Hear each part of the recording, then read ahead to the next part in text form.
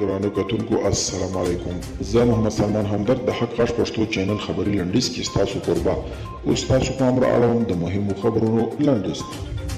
د هیواد د ملي امنیت پخواني رئیس رحمت الله نبیل یو ځل بیا پر حکومت نیوکه کړې ده چې ګوندې پر غلطو سیاسي معاملو بوخت دي.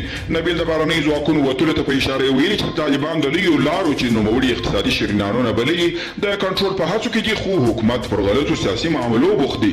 د ملګرو ملتونو د بشري مرستو همغږي کوونکې ادارې اوچا ویلي چې روان کال په افغانستان کې د جګړو له امله 100,000 کسان خپلو مینو پرېښودو ته اړ شوي دي.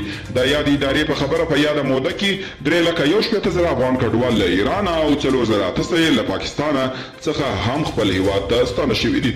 امریکایي ملیټري ټانز ورځپاڼې له افغانستان څخه د امریکایي ځواکونو وتلو ته په اشاره ویلي ممکن له دغه هیواد څخه د امریکایي ځواکونو تر وتلو وروسته ګڼ تجهیزات د طالبانو لاسته ولویږي.